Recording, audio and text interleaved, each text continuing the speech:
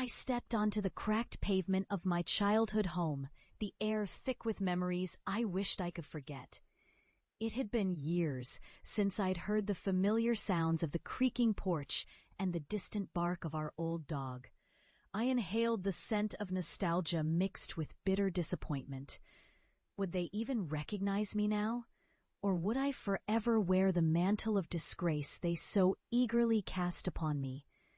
My family had mocked me mercilessly for my obsession with cursed sonic archaeology, a field they deemed ridiculous. They called it a mental breakdown, a shameful pursuit of phantoms and superstitions. "You'll lose your mind," my mother warned, her voice laced with a blend of fear and pity. My father's laughter echoed in my ears, a harsh reminder of the betrayal I felt when they turned their backs on me after my public disgrace.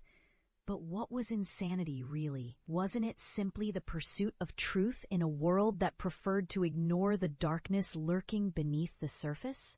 Years of ridicule faded behind me as I embraced the darkness that had become my companion. I had immersed myself in the study of those cursed hums, subsonic vibrations that danced at the edge of human perception, emanating from ancient burial mounds.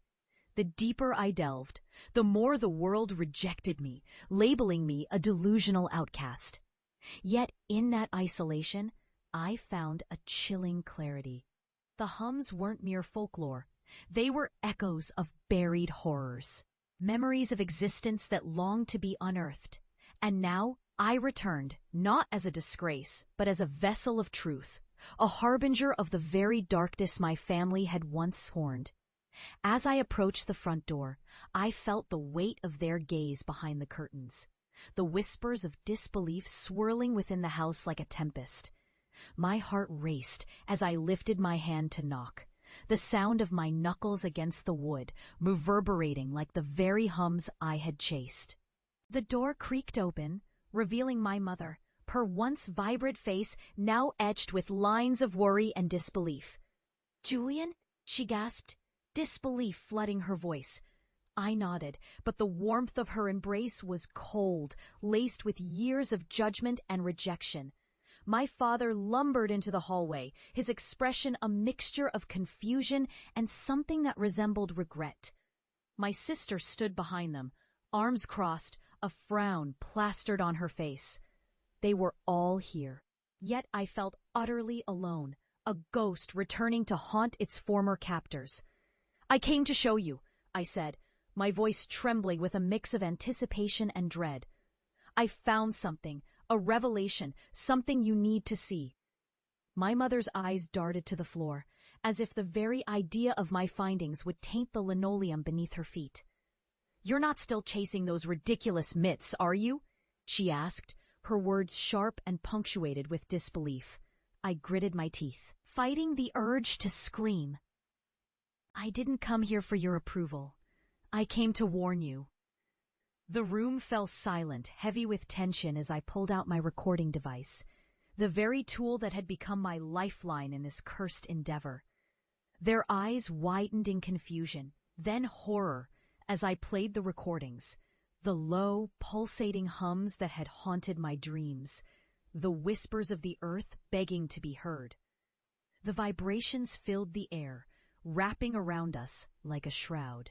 My family's expressions morphed from skepticism to growing fear. They could feel it now, the way the sound crawled beneath their skin, worming its way into their minds. I watched as their bravado crumbled, replaced by the visceral terror of what they had once dismissed. "Julian, stop this," my father barked, his voice trembling. But I pressed on, fueled by the need for them to understand the truth I had unearthed. As the hums crescendoed, something shifted in the room, a darkness that was not just a consequence of sound, but a presence that filled the space with dread. I could feel it, wrapping around my family, pulling them into its grasp. They tried to turn away, to shield themselves from the horror I had brought, but it was too late. I had become the bone whisperer, And the truths I unearthed now stood before them, manifesting in shadows that danced along the walls. Ghostly figures flickered in and out, their faces twisted in agony, bound to the very sound my family had mocked.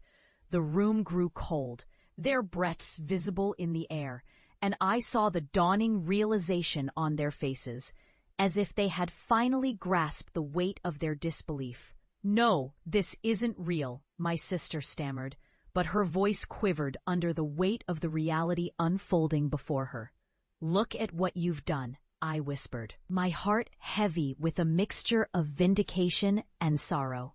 "You laughed at my truth, but it was real all along." They fell silent, faces pale, eyes wide as the shadows crept closer. This was the cost of their mockery, the reckoning they had invited into their lives. The Hums had come to claim them, and there was no escape. As the last remnants of their laughter faded into the dark, I turned away from their terror, the weight of their disbelief hanging in the air like a noose.